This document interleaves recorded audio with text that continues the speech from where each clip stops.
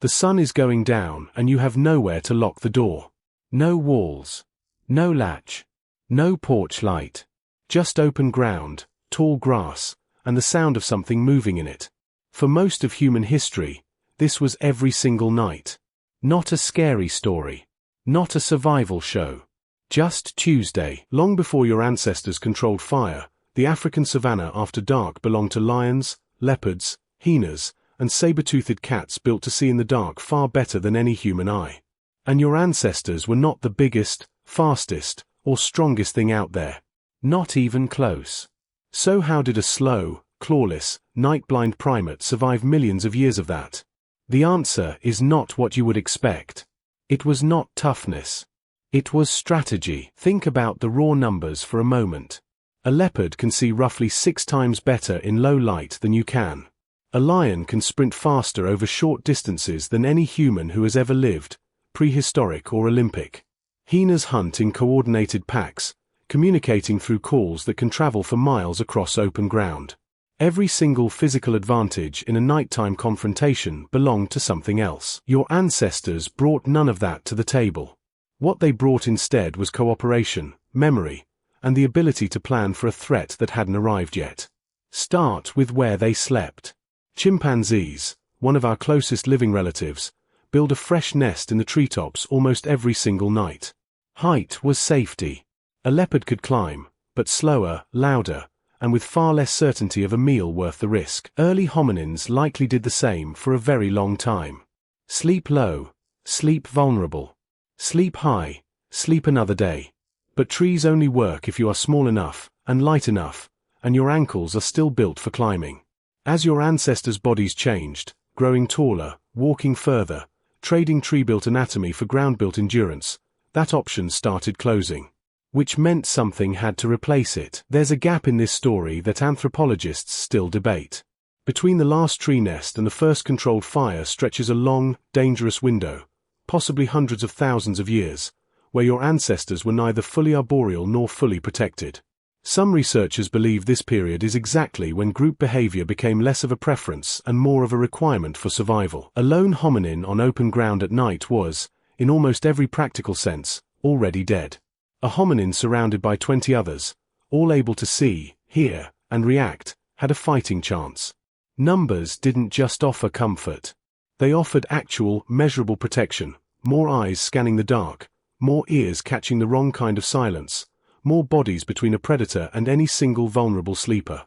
That something was the group. Here is where the archaeology gets specific.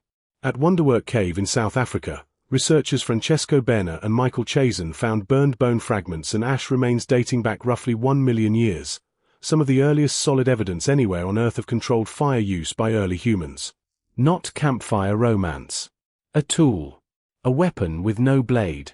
Because predators fear one thing almost universally: bright, unpredictable light. A pride of lions can stare down almost anything on the savannah.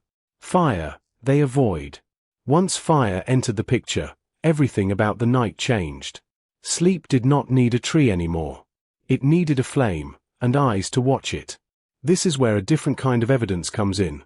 Not stone tools, not bones, but sleep itself. Evolutionary anthropologist David Sampson, working with modern hunter-gatherer communities including the Hadza of Tanzania and the BaYaka of Central Africa, has spent years studying how people without electricity, walls, or locked doors actually sleep through the night. What he found appends the modern assumption that our ancestors slept in fear, hyper-alert, barely resting. They did not. Sleep, even next to open savanna, next to real predators, was often deep and largely uninterrupted. The fire did some of the work. But so did something less obvious. Someone was almost always slightly awake. Not one dedicated guard standing rigid through the night, the way movies imagine it. Something closer to a rotating, semi-random watch. Different members of a group would naturally wake at different points through the night, murmur, shift position, add wood to the fire, then drift back off. Multiply that across 10 or 20 people, and a fire never goes untended for long. A threat rarely gets a clean, silent approach. The group was not one guard. The group was the alarm system. Let's reconstruct a night like this. The sun drops behind the hills. Groups begin gathering near a shallow depression already scarred black from countless fires before it. Someone breaks brittle branches into shorter lengths. Someone else builds a bed, not just flat ground, but a deliberate layer of leaves and plant matter beneath the body.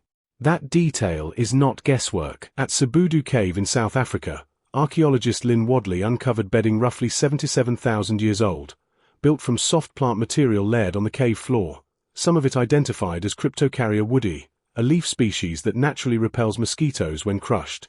Your ancestors were not simply lying down on dirt. They were engineering comfort and pest control into a bed, using nothing but knowledge passed from person to person over generations. The fire is lit. It catches, crackles, throws orange light against the cave wall or the open dark beyond the camp's edge. Children curl in close to the adults. The elders, often the lightest sleepers of the group, settle near the fire's edge, not because they were assigned to guard it, but because that is simply where an aging body naturally wakes more often through the night. Somewhere in the dark, eyes catch the firelight and vanish again.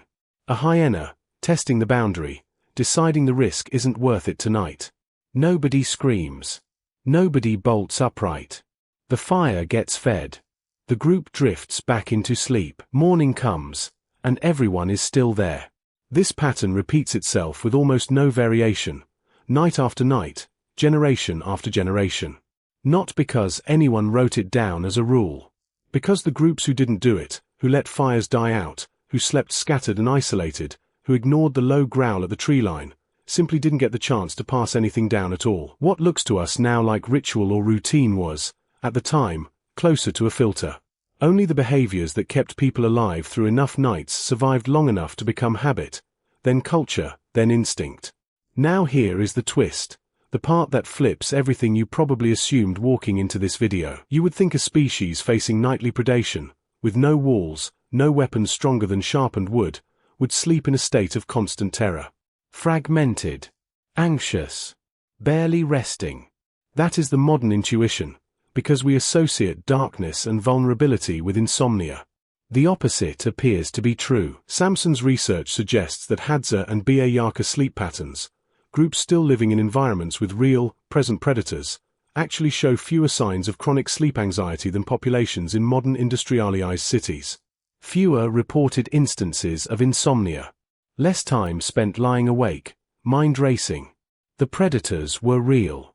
The fear response should have made sense, but the social structure, fire, rotating semi-wakefulness, physical closeness to other bodies, appears to have done something modern bedrooms often fail to do. It made rest feel safe, even when danger was, quite literally, walking past in the dark. Compare that to you tonight. Locked door. Deadbolt. Alarm system.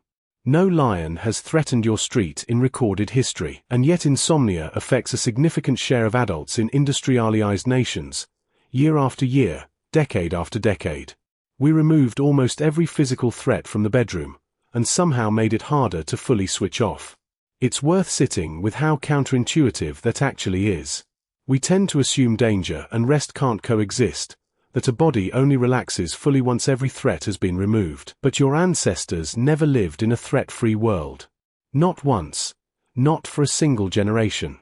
If deep, restorative sleep had truly required total safety, the trait would have been selected against almost immediately, and none of us would be here to wonder about it. Instead, something about the specific combination of firelight, physical closeness, and shared vigilance seems to have satisfied whatever the brain needed to stand down. Some sleep researchers argue this isn't a coincidence.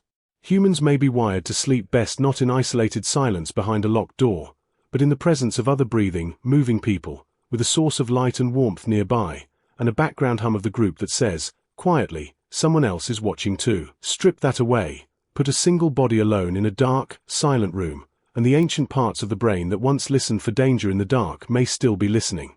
Just for nothing in particular. Your ancestors did not outrun the lion. They did not outfight the leopard. They built something smarter than muscle or speed, a fire that predators respected, a bed engineered from plants, and a group that never truly slept all at once. The sun is going down again. You still don't have a lock that would have stopped anything 100,000 years ago. You never needed one. You just needed people, close enough to hear you breathe.